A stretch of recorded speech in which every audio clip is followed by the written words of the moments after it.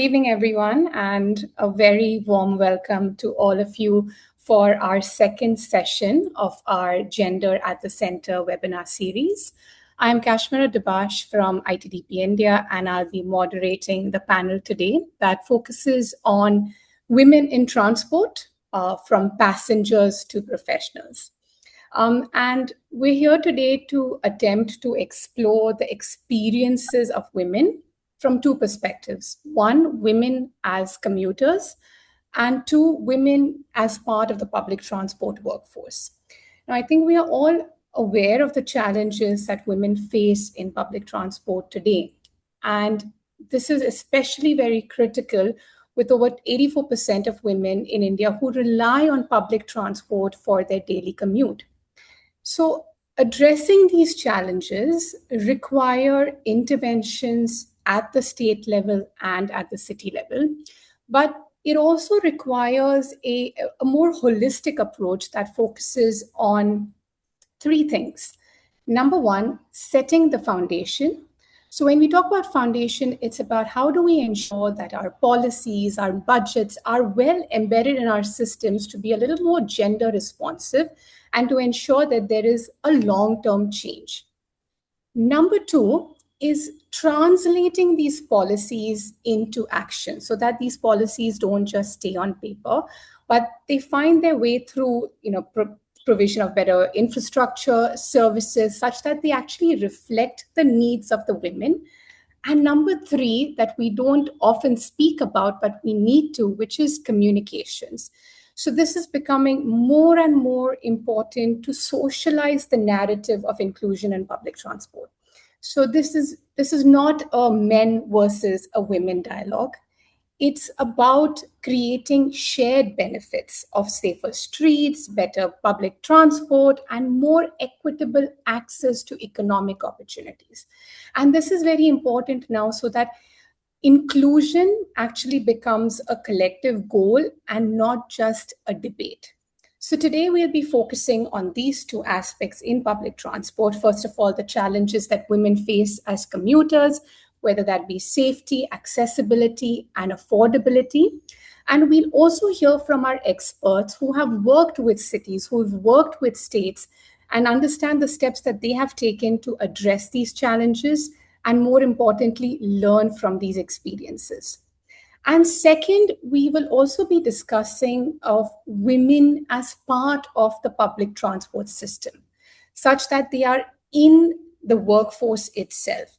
Because as for a study that we had done a couple of years ago, only about 0.16% of women drivers and 15% of women conductors are actually there in our public transport workforce. But every time you have a woman driver, a woman conductor, a woman transport planner, or a woman in the leadership role, it changes the entire narrative of your public transport system. It changes the story that our cities have to tell on public transport. Now, I'll just give you an example. Yesterday, I was in a discussion with one of our panelists, Pragya, who will join very shortly, and I was talking to her about women as drivers and women as conductors, and I had my 9-year-old son sitting right next to me. And he looked at me and he asked me, why are you talking about women as drivers and women as conductors? So I asked him, when you go to school and you see, and I ask you, what are your thoughts about your teacher who's a woman? And he looked at me and said, Mom, that's very normal. We have so many teachers who are women. And I asked him, okay, now if you get onto a bus and if you see a woman driver, what will you think? And he looked at me and he sort of pondered and said that, oh, but I haven't seen a woman in the driver's role or as a conductor, Mom. And that's what I had to say to him, that's exactly why we're talking about this. We are in 2026, but we've yet not been able to normalize having women in such roles. And sometimes the idea of building better public transport isn't just about buses. It's about who we see in them and what that tells us is actually possible in today's day and age. So on that, I would firstly like to welcome our expert panels. I'll quickly introduce them. We have Mr. Phanindra Reddy former Additional Chief Secretary, Transport Department from Government of Tamil Nadu. We have Rana Amani from GIZ India. We have Dr. Chitra, who is founder and director at Taliru Foundation. And we have Dr. Pragya Lodha, who's a research director at Even Cargo. She will be joining us very shortly. So we'll hear from them about their experiences, the challenges that they have overcome, and more importantly, the lessons that we can learn to close this gender gap in public transport once and for all. Now, to set the context and the frame of our discussion a little better, I would like to invite my colleague Varsha Jayapandi, Senior Associate at ITDP India, to give a very short presentation. Varsha, over to you. Thank you, Kashmira. Very good evening to everyone, and thank you for taking the time to join this webinar. I'll jump straight in. Before a woman in urban India even leaves her home, she performs a mental calculation about her entire journey. Is there enough light to walk to the stop? Is the bus going to be too crowded? Is it going to be safe? If I'm harassed, is there anyone on board that I can trust? And for 84% of women in our country who invariably rely on public transport than their male counterparts, are facing these experiences on a daily basis. And it's beyond their livelihood, which they access through public transport. They depend on public transport for their life itself, where it's picking up kids or running errands or taking short trips for family obligations or temples, etc.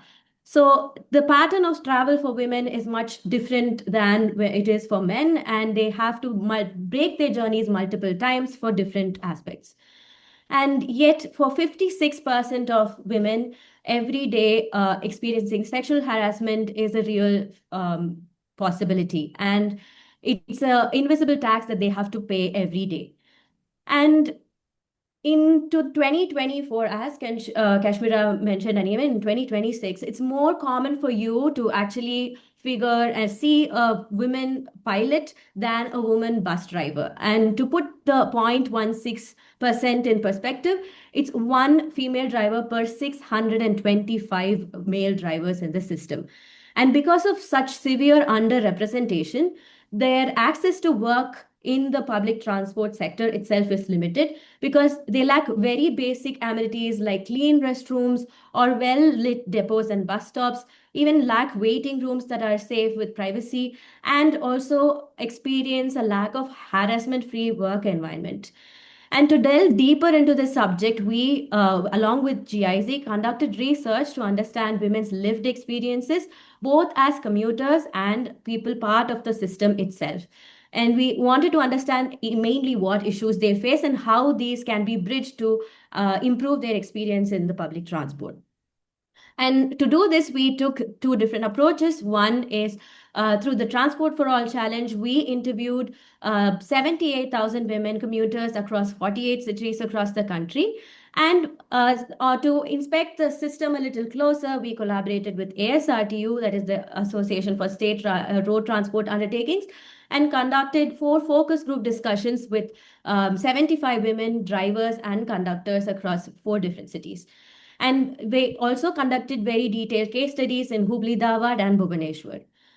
And in this, we found 4 major issues. There's a clear lack of support system in the workplace itself. Even after years of service, these women are still subjected to temporary contracts and not permanent employment contracts. And their shift timings are irregular, hampering their work-life balance as well. And even from their male colleagues, they face a lot of bias and judgment. And long hours of standing and exposure to vehicle vibrations itself is causing severe health problems in women staff. But many people still strive in such an environment because of the pride and the satisfaction they get from the job itself.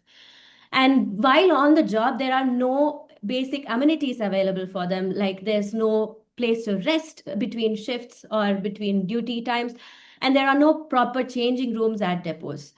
And while the typical conventional ICE buses were with a lot of vibrations, then with the new advent of electric buses, there's been a positive change as they are easier to handle and they also reduce the physical strain. Now, shifting to the commuter perspective, there is a lot of fear that dictates their travel on a daily basis because of experience in harassment, and also generally long waiting times and unreliable bus services. And even finding information about the right routes and schedules was a major concern that was raised by a lot of commuters. And some even felt that the fares were too high, and this hampered them from accessing essential services. Besides that, they also felt that the buses were too crowded to feel safe, and the buses were generally taller and very difficult to even climb on. And they also felt that the stations, bus stops, and facilities were dirty. So, all of this still doesn't deter women from taking rides and women from working in the force. There is a lot of positive stories that we heard from the focus group discussions as well, that they feel satisfied providing the service in the first place. And also, they have built their own support systems in the workplace too. And our research also led to positive stories from on ground, one of which is MTC, where on the commuter side, there is a free zero ticket bus travel or Vidial Payanam scheme that gives fare free transport for women commuters. While some may think that it is a freebie, it's not actually free across all buses. It's only restricted to the ordinary buses where a lot of women from the marginalized groups do travel because of the pricing. And a study conducted by the State Planning Commission reveals that women are able to save as much as 800 to 1000 rupees per month. And this is not a very small fraction because it's almost 11.4% of their monthly income. And this is just reinvested in the improving the economy through investments in education and work. And when this not freebie, the free fare scheme was introduced, women were unable to find which buses they were eligible to travel on. So initially, it started as being painted with pink, that began the pink bus system itself, where the ordinary buses were painted pink for easy recognition. But again, there were complaints of overcrowding and harassment that were still persistent. And now, to take it further, there is a women exclusive pink buses that have been introduced across 5 different routes, and it's operated along routes where they have high women ridership observed. And this helps almost 1,500, more than 1,500 women every day. And this service currently runs across 12 buses across the city and is set to expand to more as we progress. Behind the wheel and on the bus, on the workforce side, there have been recruitment policy revisions that have opened the doors for multiple women to be part of the system. A mere 10 centimeter change in the recruitment eligibility allowed many women to join the workforce as well. And with new e-buses being operated under a GCC model, the workforce is expanding to include more women. And currently, the system has more than 200 conductors and almost 7 to 8 drivers, with more under training. Now, beyond this, even in the pink bus, there is going to be a pink crew, that is an all women crew that handles these women exclusive buses, which aspires to create a more empathetic and safe environment for the women commuters. And across the other buses as well, throughout MTC, there are AI enabled panic buttons installed along with CCTV surveillance as a to reduce harassment and also to keep everyone accountable. And this offers immediate assistance because they're all connected to an integrated command center. Now, more cities are doing various things to include gender inclusivity, and this starts from ensuring proper contracts for women and including representation in the workforce, where in La Rolita, with 60% of the staff being women drivers, with permanent contracts and insurance and other schemes that are benefiting them. And it also starts with a simple inclusion of introducing low for buses in Delhi, where it helped women just travel much easier and not struggle to even get on the bus. And in the case of London, with Project Guardian, staff and commuters were given messaging around how they can be better responsive in the case of harassment, which significantly increased women's perception of safety on the service itself. Now, what is the way ahead? How can we ensure that inclusivity is embedded part of the transport system?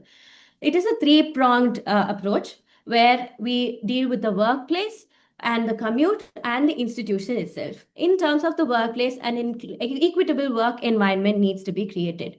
This can be through ensuring economic security by ensuring equal pay and permanent contracts with medical benefits for the staff, and in ensuring that there's basic amenities available for the staff. And this not only is going to improve the quality of work environment for the women, but all the staff generally. And we also need to introduce gender sensitive leave policies to accommodate maternity and caregiving. And we also need to ensure guarded access for odd shift times. There also needs to be a supportive, responsive environment with zero tolerance policies against harassment to reduce discrimination in the workplace, and a formal grievance redressal cell to address issues that are raised by the staff in a timely manner. In terms of the commuter side, we need better infrastructure for and services for them. This could be through improved safety and security through better surveillance and panic buttons, and also better infrastructure through introduction of more low-flow buses.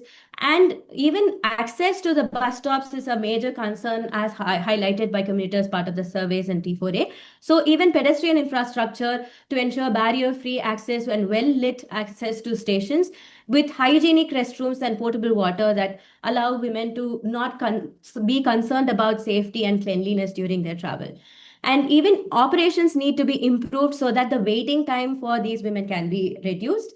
And we need more communication about the routes, and also safety audits to be conducted on a timely basis, on a regular basis, to continuously improve the quality of service delivered. And lastly, we need a gender aware planning and accountability in the entire system.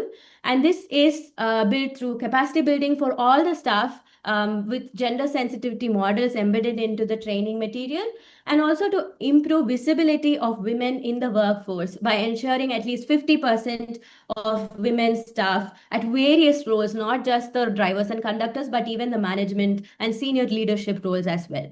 And we need gender disaggregated data to also analyze the travel patterns of women across the whole city. And we need to understand their safety perceptions and various other gaps that they might face.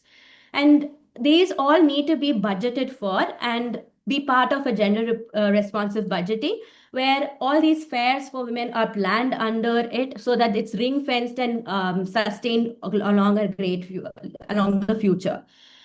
And that is it. We need to improve facilities for women. And as I said before, improved facilities for women is going to improve the experience overall for all commuters, regardless of gender and age. And with that, I pause to hear from our panelists as well. Thank you. Thank you very much, Varsha, and thanks a lot for setting the context and beautifully narrating Chennai MTC's story. And with that, I would like to segue to the panel discussion. And to all the panelists, may I request that we keep our answers short and brief. I'd hope to do at least 2 rounds of questions, followed by 1 rapid fire round. Hence, I would really appreciate if the answers are nice and crisp within 5 minutes each. So I'd like to start off with Reddy, sir. My first question is actually to you, and that's building on Varsha's point, where she was talking about, I think one thing that we do celebrate a lot in Tamil Nadu as transport planners is the fact that this is one of the few states that actually has a free bus scheme for women. And this is extremely important, just given that affordability is such an important factor for women, especially women who don't have any other means of mobility. And like she mentioned, women are saving anywhere between 400 rupees a month to 800 rupees a month. And studies have shown that they are reinvesting this money in healthcare, in education, in household expenses. But unfortunately, there is also a lot of skepticism around it. Why should public transport be free only for a certain group?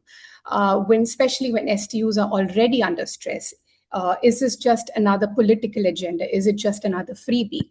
So my question to you, sir, is that how do we respond to this pushback and change this narrative from it being seen as a freebie to it being an investment in social and economic inclusion for the state and for our cities? Yeah, I think we should be able to find that in the objectives of the scheme itself. When the general policy has been to keep the costs low, transport costs low for the public, and hence the state government ensures that they're not high, and in fact, since 2018 they have not been revised. That the fares have not been revised. The concern is that you should keep the cost low. Across the spectrum, you see electricity or water supply or transport. So these utility costs, when you keep them low, it makes life possible. Even with low income, you can life becomes possible, a good quality of life. So that's been the motto. Now, when the scheme was introduced, the state government has also sanctioned subsidy, a normative-based subsidy, and which has been revised from time to time. And not only general public, even the staff were skeptical when there were many instances of they accusing women. In Tamil they say, travel pandra. So you're traveling free. So, so that kind of abuses they used to hear. But the department has also taken up a kind of awareness creation among the drivers and conductors when such complaints have been received. That see, this is not free on the transport corporation. The subsidy is coming from the state government, and hence you have nothing to worry as a staff, as a state transport corporation. You have nothing to worry financially. So that communication has been taken up, and I think the number of complaints have come down over a period of time. So that's how it is managed. But having said that, I think the compensation when the state governments come up with these kind of schemes, it is not always fully compensated. The compensation is not full because the compensation is now worked on the 2018 fares, right? So if you have compensated on that fare, it is not adjusted to inflation as of 2025 or 26. So to that extent, the corporations incur losses. To that extent, obviously, there'll be a pushback from the corporations. Of course, expressly, openly, they may not say, but obviously they'll be nurturing this, grouch that you're not fully compensated and you're bleeding because of the scheme. So that's very important. It's very important. Like you have the electricity regulatory commissions. The electricity regulatory commissions, they decide the tariff. So the electricity boards or the corporations go to the regulatory commission with the tariff that is required. And in case the state government is not agreeable to that tariff, then the gap between the tariff sought and the tariff that is given a subsidy by the state government. So there's a very professional way of determining that gap. So that's how these schemes have to be operated. When we are coming up with a scheme like that, you have to have a professional way of determining the assistance that is required from the state government that should be coming. In that eventuality, I think we should not be seeing this kind of pushback. Thank you very much, sir. I think your point on the fact that the fares haven't been worked on or adjusted for inflation, and hence MTC or other STUs might be incurring losses is very accurate. But then in that sense, the kind of benefit that the scheme has been providing, currently it's only for MTC's ordinary bus services. Do you see this expanding in multiple other services apart from just the ordinary? See, there's no doubt that this scheme has opened up opportunities for the women. where the accessibility for employment has gone up. See, for example, if you were to travel from a village to Tirupur and in search of a job, and that job was only offering 5,000 or 6,000 rupees a month, you wouldn't have taken it up because you have to incur a good amount of money on the travel. But now you would be taking it up because the travel cost is neutralized. So it's an important breakthrough in terms of employment generation.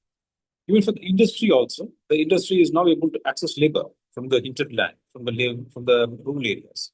So from the industry point of view, from the economy point of view, it's a plus. There's a plus, and see that has to be factored in. Now, your question about expanding this to other buses. See, so there is a different level of comfort or different level of service that is provided in different kinds of buses. If you see premium buses or deluxe buses, maybe the number of seats are less or the seating is better. Number of stops are less. So that's the differentiating point. And there's a price differential. There's a price differential because of that. Now, there's no harm in opening up this. Actually, it would actually make travel more comfortable for all, and there would not be crowding in buses. In a few buses, the crowding would be spread across more number of buses. That's a good idea, but I think there'll have to be again adequate compensation to the transport corporations. Thank you very much, sir. I think communicating the fact that this has been an important breakthrough for employment generation is extremely important to be communicating to the masses, because economics does play a very huge role in decisions when women decide to take the bus for their commute.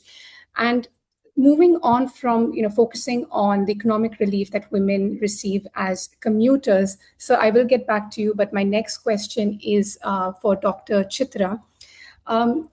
Ma'am, we've heard of these schemes. We've spoken about these schemes that women commuters have faced in terms of some sort of an economic relief, but it's also important to remember that women face similar financial realities when they want to even join the public transport workforce, and their stories are extremely critical to understand as well. And I don't think that anyone here would disagree that we need more women in the public transport workforce. It's really about creating systems for women, by women. And Dr. Chitra, I'd love to hear a little more about Taliru Foundation from you. And my more sort of specific question is that, based on your experience of training women auto rickshaw drivers, what are the financial challenges that these women face when trying to become an auto rickshaw driver? Yeah, thank you, Kashmira. As you rightly pointed out in the beginning, we need to see more women as drivers. Today, 1 out of every 625 drivers are women. By 2047, like by our 100th year of independence, we need to have every 1 out of 2 person as women drivers. So at least 50% women drivers we should see, not just in auto rickshaw, but to drive buses, school vans, school cabs, buggies inside the factories or large IT companies, even including ambulance drivers or drivers in the government sector as well. So in order to achieve that, we have to it's just about 20 years from now, we need to really move fast. And at Taliru Foundation, we train women currently as auto rickshaw drivers, and I think in the from next year onwards, we'll start training them as bus drivers, school van drivers, etc. So currently, we are providing training in Bangalore and Mysuru. I was relating a lot when. Can you hear me? We can, but I see a Mentimeter up. Sorry, Varsha, if you could remove that Mentimeter, please. Sure. So I was relating a lot to what Mr. Phanindra Reddy was saying. In Mysuru, our beneficiaries travel from Markara, Mandya and far-off places, which at least take about 2 hours to commute, and they come to learn all the way to Mysore, mainly because the bus commute is free.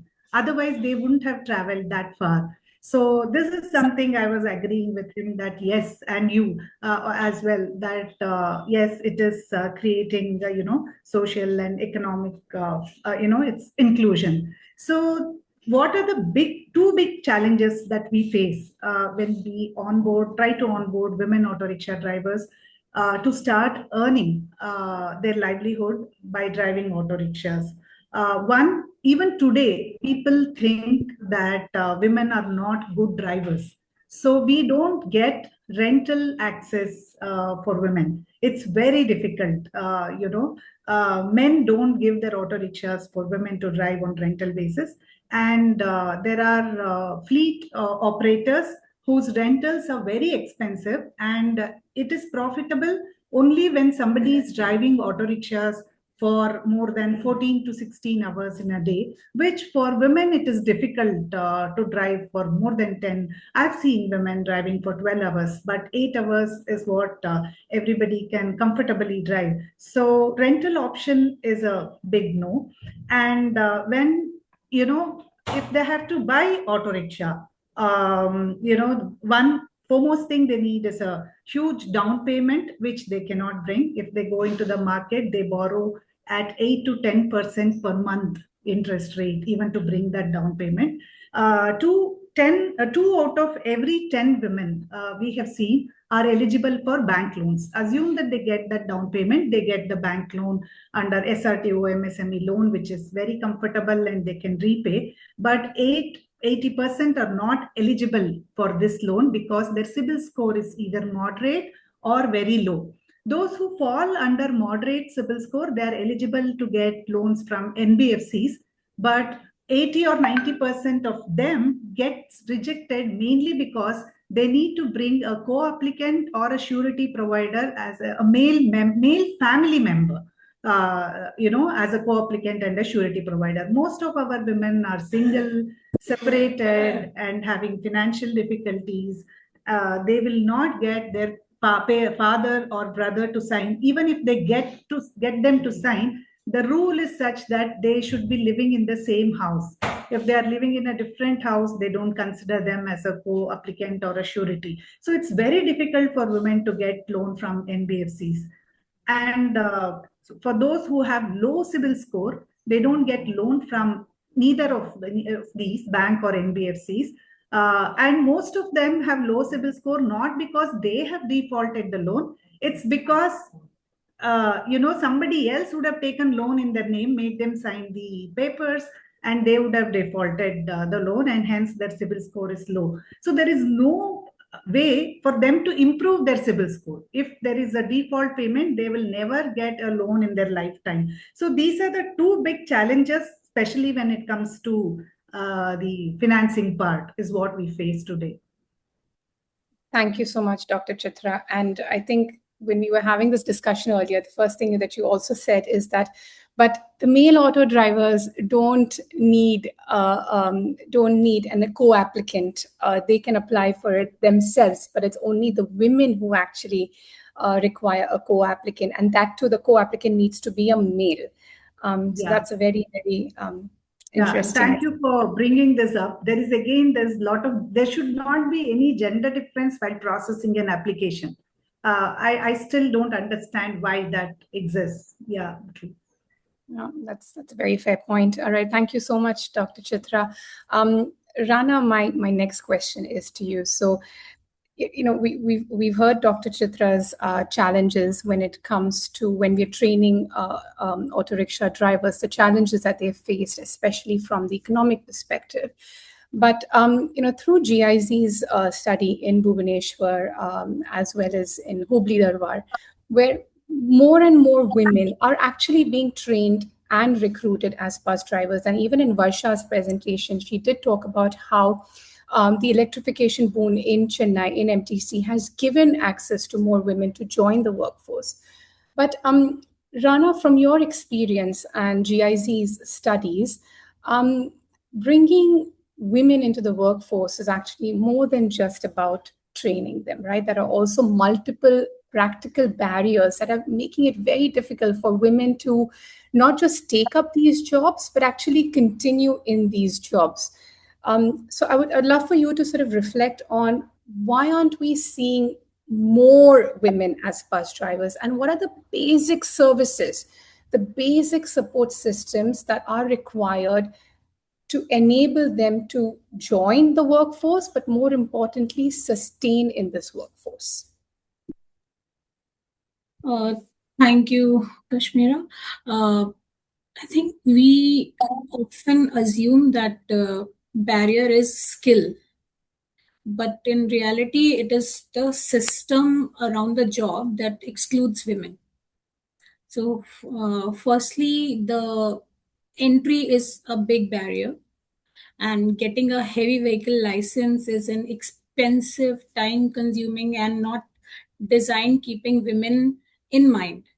So many women don't even enter the pipeline. So the framework governing driver eligibility is not uniformly applied across states.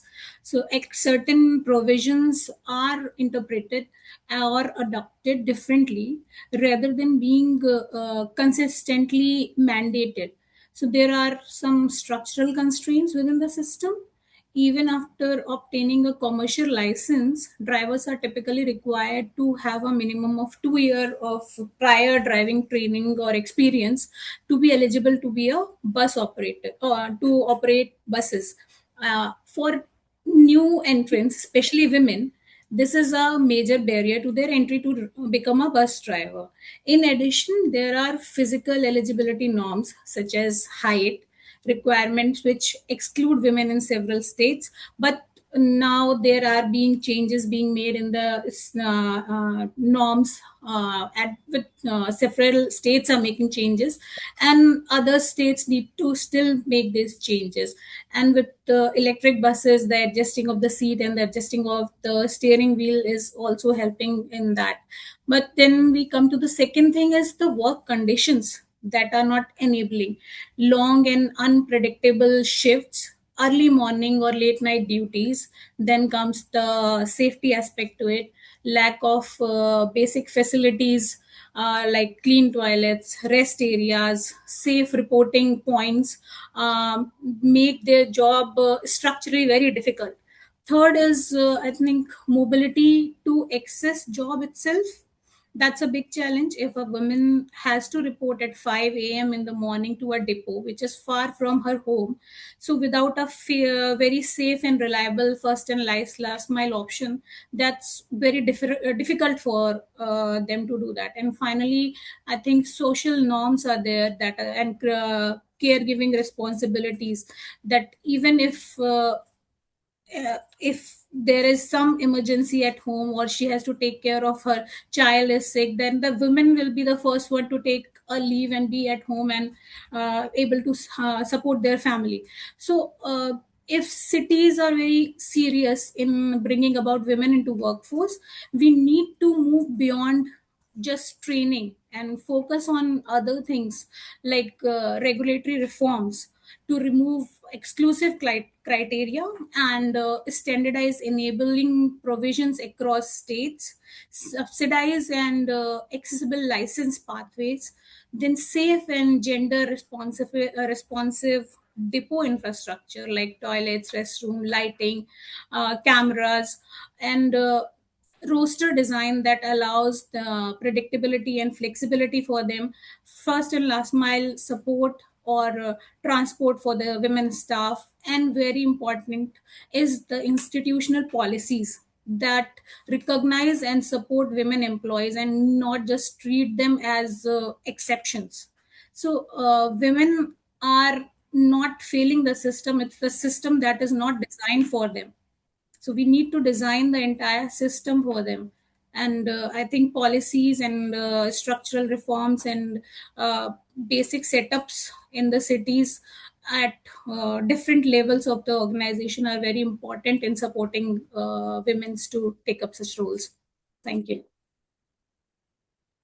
Thank you, Rana. I think you made a very valid point that beyond training, there are multiple things that we need to look at, right from your institutional policy changes to just make sure that we are offering flexible work hours, flexible shifts, just ensuring that even social norms are taken into consideration. And you also mentioned about the regulatory reforms, sort of being and having exclusive criteria to hire women in the public transport workforce. And I think, if I'm not mistaken, during Phanindra Reddy's sir in the transport department, there was a change to the height restriction for women. Sir, would that be right to say? Yeah. So 150 centimeters. We reduced it to 150 centimeters. Yes, that's right. So it's great to see that such aspects are being recognized in various STUs. Thank you so much, Rana. And I'll move on to Dr. Pragya now. Pragya, thank you very much for joining the webinar. So we've talked about women as auto drivers, or women as commuters, and women as bus drivers. Now, you've had firsthand experience of working in a women-led logistics company that is basically challenging the gender norms by employing more women in the traditionally male-dominated roles. So just from your perspective, what have been some barriers to employment in the logistics sector for women and trans people? Thank you, Kashmira, and thank you, everyone. Kashmira, I think a couple of points that Rana brought out continue to also like apply to the logistics sector, considering that it overall falls under the transportation sector itself.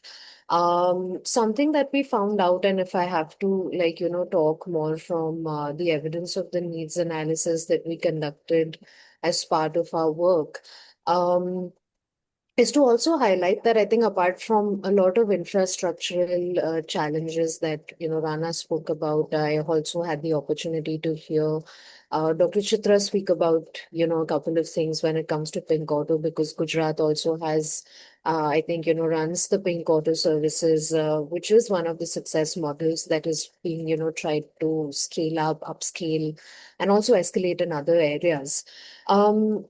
Something that actually stayed with me, which interestingly came out in a conversation with stakeholders, was the fact that one was also that, I think how gender sensitization, the way how we do gender sensitization also has to change.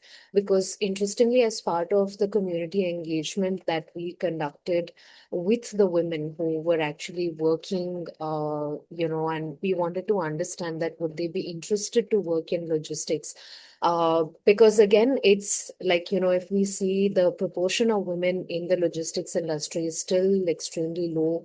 It's very, very varied at an average of about 7%. You'd probably see a little more, here and there in the little bit of cities that women do hold a job in the logistics sector. So, our job was also to understand that, what would really interest women to sort of take up and be in the logistics sector. And one of the very promising ideas that actually led this conversation ahead was that women actually want to work. They want to drive two-wheelers. They want to have flexible hours. And yes, of course, their domestic chores are important, but I think it was very promising, especially talking to women from tier 2 sectors, that they had a proactive interest in wanting to work. Right. And I think that also calls for a shift that sometimes, when we work as stakeholders, we also continue to believe in the long-standing stereotypical assumptions where we think that once women are like invested in domestic chores, they may not be interested in working. But I believe it's not so. And I think as Dr. Chitra and Rana were talking about that, maybe we need to curate and re-strategize the system in a way that can include women and the trans persons as well. The challenges, interestingly, for a lot of the trans persons were also similar. So, of course, there were other challenges that were largely around having lack of respect, lack of identity, lack of access to safe and gender neutral washrooms, as well as I think a very continued and a strong undercurrent of discrimination that remained, along with probably even a lack of proactive governance. I think there are a lot of news and talking about the government creating proactive measures to include and provide employability for the trans persons, but I think that trickling down on ground hasn't been as successful as we have probably documented, and the documentation also remains very sparse across, I think, maybe hardly any places across the country. So I think overall, something that really stayed with me, one was, like I was saying, that I think we need like a refurbished gender sensitization where we try to build upon the current state of interest motivation of women, the current status that they hold by, sort of also understanding that a lot of women sometimes may not want to entirely also give up like their domestic chores and probably see how that, and I think, logistics as an industry does provide that scope of flexibility as compared to public transport, because the shifts are not as fixed as compared to what we see in logistics, which is more conducive to flexible hours of working. um, Another thing also that I think there has to be an ongoing conversation of stakeholders and women together when it comes to even gender sensitization mindset shift, because this is a larger shift in the mindset that we need. Because interestingly, when we also spoke to people from the operations, HR, managerial committees, a lot of them also held the belief that, let's say, for example, if they are women, they wouldn't want to work. Second, if they are women who don't have as much education, they would like to work in the housekeeping department. So these are assumptions that are so normalized that sometimes we have to break them. And sometimes I feel like, we don't need to do very big things, but we need to probably tap into very small psychosocial attitudinal shifts so that we're able to break them, not just from the beneficiary level, but sometimes also the stakeholder level, to be able to integrate those kind of changes, bring together and see that, it takes teamwork to sustain any sort of change, so the give and take has to sort of be there. I think another thing which also interestingly, stayed with me was a very, very minor thing. Uh, that a lot of times there was just not enough visibility of jobs being available. So it was very promising to see that there were certain companies, certain actually agencies under CityLink, which is the larger operator of public transport in Surat. And then, of course, we also worked with logistics in Surat as well. Uh, they are keen to hire women. They have policies that are inclusive for women, that are solely for women. Like, let's say, for example, one of the agencies actually has it in their policy that 25% of their employees will be women. So it's a sort of a provision that the policy makes at the hiring level. But the thing is that there was just poor visibility of the fact that these jobs were available. And I think, of course, then it's met with certain infrastructural as well as certain other challenges. There weren't issuance of heavy vehicle licenses for women. They needed a minimum of 2 years of experience, versus men needed a minimum of 6 months driving experience to get into. So these are some structural and administrative challenges that have to be overcome at the institutional and proactive governance level, so that we're able to meet and really fill this gap. Otherwise, this gap will keep sustaining, because it's almost like a systemic gap that has been created, which cannot be filled unless and until we really relax these kinds of provisions and make it more flexible for women to participate as well.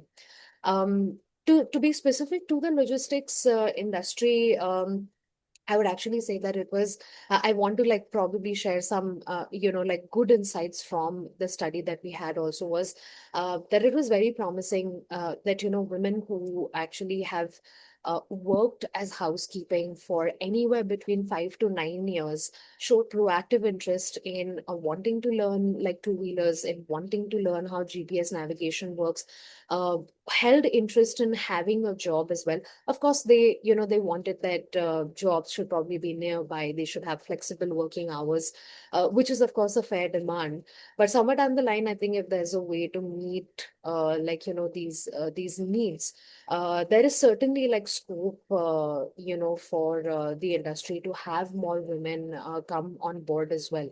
And one last thing which was a very interesting takeaway from one of the SMC head engineers that we had a conversation with at Surat Municipal Corporation, was that even the governance at the union and state level wants to aspire for a 0% accident policy.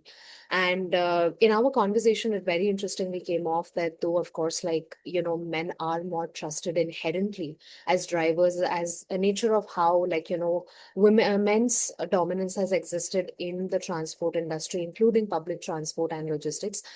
If only we could have a way of training more women, we could actually come closer to achieving the 0% accident policy, which I think was a very interesting and not just an aspirational, but I think a very doable goal.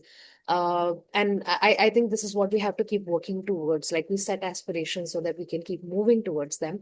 So these are some very small but significant takeaways that stayed with me, as part of the work that we did. So yeah, just to add on to what Dr. Chitra and Rana were saying.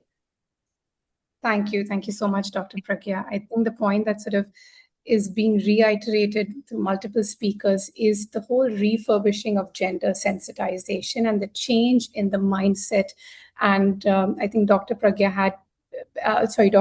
had multiple examples to share where women have been perceived a certain way, and changing that mindset has been quite a challenge, and that's something that we are striving to do.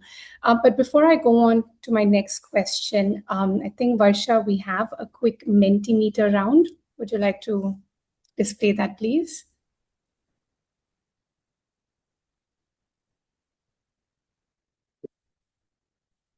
Request you all to please scan that QR code and vote. And can we see the results now itself, Varsha?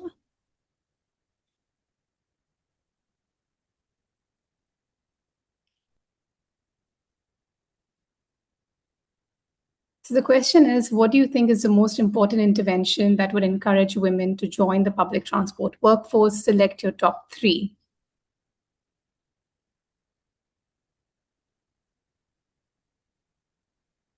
So I think the top 3 seem to be equal pay, clean, safe washroom and resting rooms, and number 3, stronger policies at work like anti-harassment, anti-discrimination. Oh, wait, now the numbers are changing.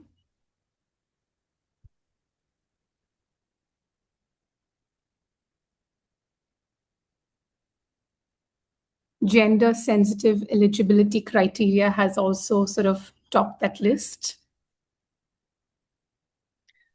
All right, great. So I think those remain. So I think what everyone has voted for is equal pay as number 1, stronger policies at work like anti-harassment and anti-discrimination, number 3, gender-sensitive eligibility criteria. All right, thank you very much for voting. And we're back to the next question for Phanindra Reddy, sir. I do want to shift a little bit of focus to the nuances of technology and what it means for the public transport sector. Now, electrification of public transport has opened up a whole new set of opportunities. We heard it from Varsha. We also heard it from Rana. For example, with MTC introducing the electric buses, we have very many more women joining as bus drivers and conductors. So the question really is, can electrification become that turning point for gender inclusion in public transport? And what will it take to truly scale up this opportunity through maybe some level of policy or an institutional level change? How do we sort of sustain this momentum and make this a long-term impact through any sort of a policy or an institutional reform? So the electric bus induction, though it was a bit late, started in the last 1 year in Chennai. And the women finding it comfortable to drive or ride, as you said, is only one aspect. There are multiple, issues, why women find it difficult, right from entry barriers to work environment, infrastructure, facilities, and all. Though they are common for, if you say, hygienic, restrooms and all. They're common across the bus stands, bus depots. We find the same problem unless you take up a major, refurbishment of all those toilets, and have that commitment to maintain them. I think, in spite of Swachh Bharat mission, as long as the infrastructure pushes there, the infrastructure would happen, but the maintenance is still left in the hands of the organization, and we fall back into that low maintenance culture. The only exception I see is the railway stations, where there's spick and span these days. But it's, I think, these issues, all these issues will have to be addressed. Trying to increase the representation of women in the workforce in the transport sector by, say, relaxing the eligibility criteria, or by increasing the say reservations. There is already a 33% reservation available, so it's there. But what is stopping them from joining is the work environment, the working conditions. If you're supposed to be reporting at 5 o'clock, then you have to start at 3 o'clock in the morning or 4 o'clock in the morning from home. And see, it is not just an 8-hour shift. In some, corporations, it is a 12-hour shift. They call it a general shift with a break of 2 or 3 hours in the afternoon. So you work during both peak hours, and during the lean hour, you take a rest. So that makes it further difficult. So there are many conditions, work environment, which is actually bothering the entry of women. See, leave aside the public transport. You take the commercial transport. You take a commercial transport. Imagine a driver. Time is not in his hands or her hands. You take out a vehicle, go at the unloading point. You may not have labor, so you'll have to wait. There will not be space, you may have to wait. So the 8 hours may become 10 hours, 12 hours. So these are the job requirements, or the job ecosystem. So supposing if you bring an organization culture where you say 8 hours and then I put down my key, right? In order to encourage women employees, in order to accommodate women employees. So there is an organization which is not offering this this facility, and there are male employees, and they work for 12 hours. Who gets the business? So they take away the business. Unless everybody becomes a communist, communism cannot survive. So that's how it is. So yes, we can certainly increase the representation by removing the entry barriers. Certainly by improving the facilities, certainly by improving the working conditions. All these things are doable and have to be done. Thank you very much, sir. And I think as a woman in the transport space, or as at least a woman, a mother working in this space, I think making sure that we have flexibility and better working conditions, I think that's almost a no-brainer. And I think every woman on this webinar, for that matter, even a male on this webinar, would certainly agree to this. I'll just give you one point, yes, as a consolation. When I was working in the secretariat, as the last leg of my tenure, 90% of the secretariat is occupied by women. Only 10% are men. So if I call for a meeting of my undersecretaries or section officers, 90% of women and only 10% of men. So if we are finding low representation somewhere, there is good and better representation in some other places. So there is balancing overall. So that is in fact very good news. In fact, on the other hand, if I'm part of any transport meeting, I think it's just me and a few other women amongst a room full of males. So having that data on the secretary. The advisory field can be 100% women. When you are at the wheel, that's where the cutting edge. Absolutely. Thank you very much, sir. My next question is to Dr. Chitra. Now, when it comes to electrification, I think we are a bit on the fence about this, whether it's actually working for women or not, at least in the auto rickshaw sector. So in Chennai, there seems to be this growing interest amongst women to try electric autos. But I think in your experience in Bangalore, there's been a lot of pushback. And so if you could just share your reflections on why that might be and what are the challenges that women are facing in adopting or operating electric autos. Yeah, so I have worked with auto rickshaw driving community, in Chennai, Bangalore, and Mysore. So it's very interesting to know that women in these three different cities have different opinion, about why they should be using EV or not using the EV auto rickshaw. So initially, women in Chennai were thinking that electric auto rickshaws will create more heat and it may affect their reproductive health. Such notions, wrong notions they had in their mind, and we had to educate them a lot that it is not true. But definitely they were quick to learn, and when few women started driving, the others also started believing that that it is not true. And women in Bangalore, I feel they are little more accepting to drive EV because it's easier to drive EV vehicle in Bangalore traffic conditions than compared to any geared vehicle. However, and also Bescom has got very good charging facilities, but the problem here is that they have to go put it for charge for 4 hours. Usually in those 4 hours, the male auto rickshaw drivers sleep in the auto rickshaw. But for women, it's not possible. They have to leave their auto there, go back home, do their chores, and come back to pick up the auto rickshaw. That's the one difficulty that they're facing.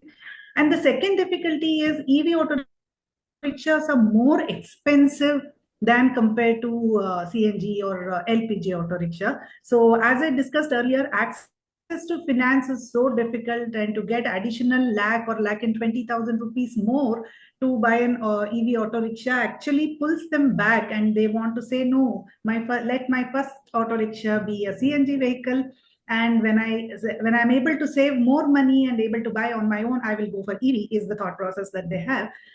Whereas women in Mysore, they are more worried about not enough charging points being there in Mysore city yet. And most of their house owners, they don't allow them to charge in front of the house.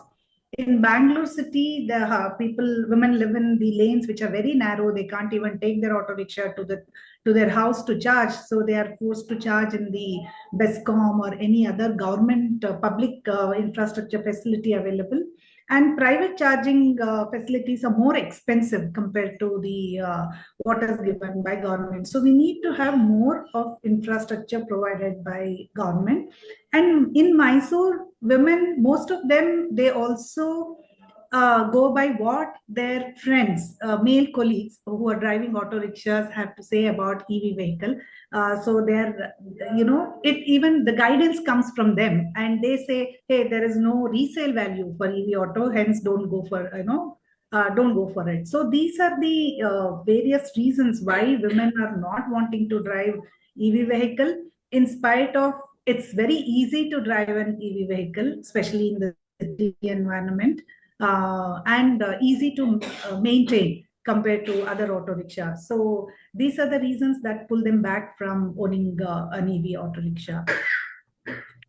Thank you very much, ma'am. I think, yes, access to finance and better infrastructure for EV if we do need to scale up uptake of electric autos amongst women.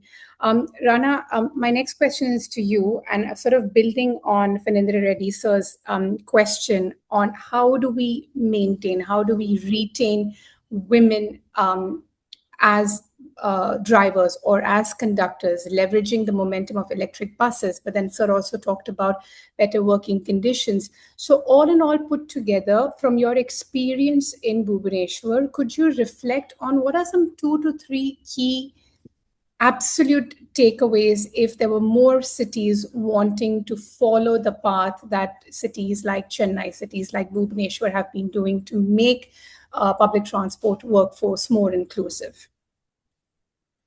Yeah, thank you, Kashmira. See, Bhubaneswar offers a very strong example of how inclusion can be operationalized. So, first, CRUT has been very intentional about bringing women into the system and starting with women guides initially as conductors, then the e-auto rickshaw drivers, and now the electric bus drivers. So standing out is that inclusion was designed into the operations and not later added to it. So it's very simple, thoughtful measure like separate washroom facilities at depots, identifying government buildings along the routes where the depots facility is not available, so for sanitation and access to washrooms and all. And they have made a tangible difference in relation and day-to-day comfort of the women. So second is that the approach has been step by step, so they didn't jump straight to having women as bus drivers. They started with more accessible roles and gradually enabled women to move into more technical ones. So this creates a clear, achievable pathway into the public transport workforce, which is very critical at scale, for scale. And third is they recognize that barriers are financial and social, not just technical. So beyond training, they supported women to get these uh, women through structured programs, including having a 1 month program, residential training program for them to get the driving license. And during that 1 month, they paid them stipends also to reduce the financial pressure while they were not working for that entire 1 month. So the operator was not going to pay them, then how will they sustain their families? So CRUD paid them for 1 month. Then also while giving they were, even after getting that license and all, they were not feeling that confident enough to get on the road. So along with GIZ, they took another step and selected 20 women e-bus drivers to have another round of training in Pune. So, and for there also, they paid the stipend of the bus drivers so that they don't have to face that financial trouble again. And they are supporting them at each and every step, taking care of the technical barriers also, and the financial and social stigmas also. So inclusion into operations, creating pathways and addressing their real life constraints, not just the skills. And then only they are able to sustain and keep those women within the system, and having they are having more women into the system. So the lot that has moved from the e-rickshaw auto drivers to being the 20 e-bus drivers, now they are adding more women e-rickshaw drivers, so they are giving trainings to more women to become e-rickshaw drivers. So it's a gradual step by step process which they are following, and I think other cities should also follow the same to keep women into the system for a longer period of time. Thanks, Rana. Yes, having visited CRUT, I couldn't agree more. I think it's so intentional for them to bring women into their system, and it's thoroughly embedded across their operations at multiple levels, not just as drivers and conductors, but even in the managerial roles that we've seen in Crute. So that's excellent. And I have a last question for Dr. Pragya before we go into a very quick rapid fire round with all the panelists. And then I should also request you to share the Mentimeter for the last question. But firstly, to Dr. Pragya, if you could just highlight maybe 1 to 2 key solid recommendations on how do we embed gender interventions in our ecosystem, whether it be the logistics, whether it be public transport, to ensure that this change is long term. I think one of the most important and I think a very, very strong non-negotiable would be that for whom we are making these recommendations have to be part of it at all stages. I think that is something that as stakeholders we have to like ensure that they are part of the narrative in telling us in also like embossing their voices. So I think that remains as a non-negotiable for me. And secondly, I think it also takes like liaisoning.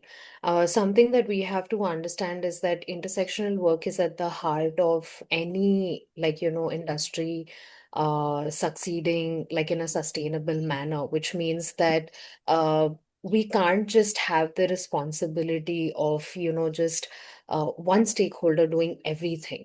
There has to be, I think, that culture of liaisoning has to come in where we are willing to like join hands and work with people from different sectors, come together, share the workload, to come up with a system. And of course, it's met with multiple challenges, but I think it has been achieved at like grassroots levels at multiple times.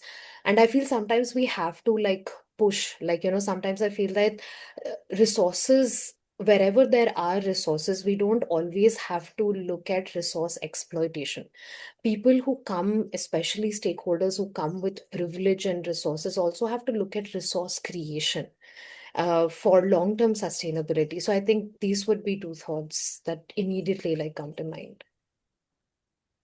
Thank you. Thank you very much, Dr. Pragya. And I think that's a great segue into this one final rapid fire question that I have for all panelists. And you only have sort of 1 minute to respond to this question. So it's that with elections around the corner in multiple states, and let's hypothetically think that you have your elections in your state as well.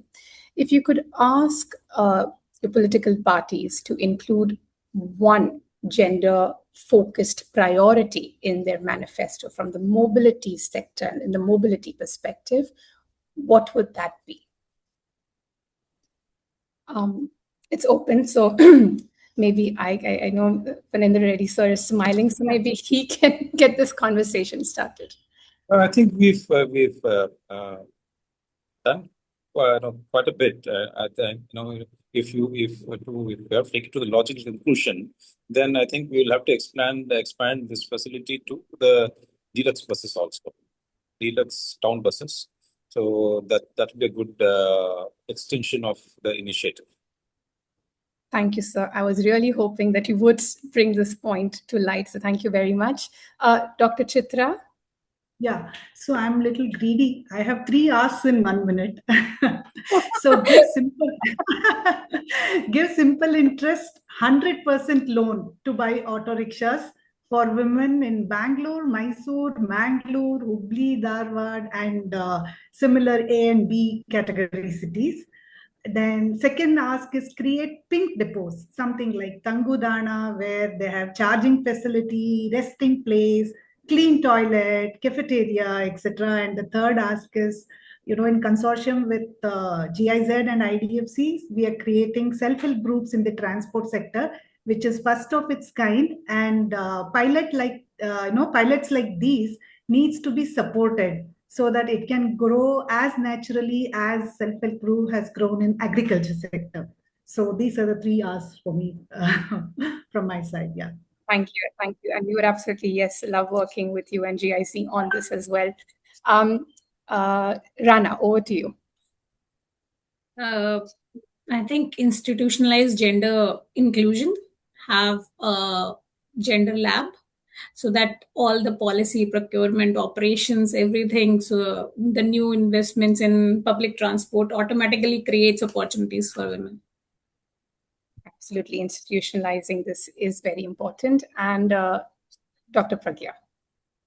I think coming from a psychosocial background, I see safety as the most like non-negotiable aspect where I think safety has to like keep going on. And I think visibility of proactive governance is extremely important, which has to happen again and again and again. I think with respect to all initiatives, right from gender sensitization to execution of policies, has to be a continuous process. So I think, yes, I would probably keep it to these points. Thank you very much. And I think it's great. We've got an array of answers, right from expanding the free bus scheme to various buses, to interest-free loans, institutionalizing gender and safety as the most non-negotiable. Couldn't agree more with all of these.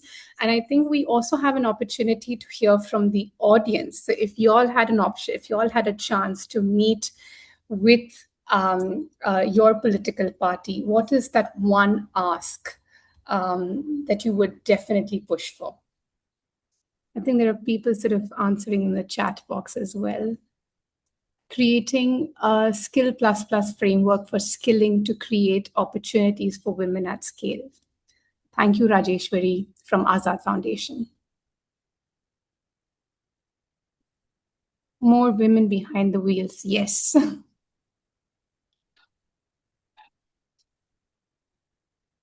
Anyone else would like to share their thoughts? Please feel free to do so. Otherwise, we will go into getting questions here. If you all have any questions for our speakers, we'd welcome those, please.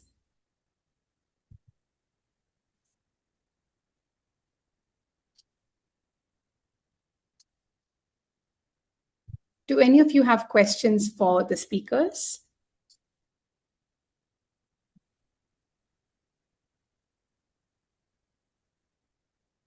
Yeah, one more saying more women at leadership position, more women at leadership positions.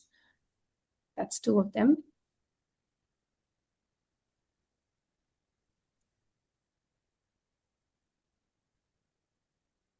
Increasing safety for passengers and conductors. Yes, that's echoing what Dr. Pragya also had to say.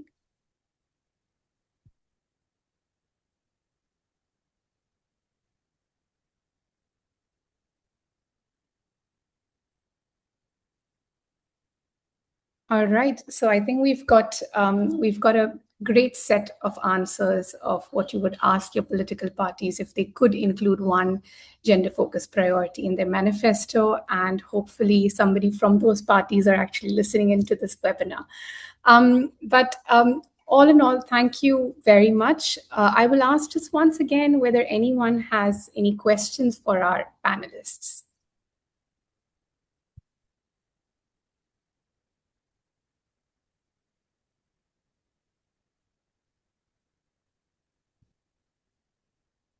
All right, I don't think we have any more questions.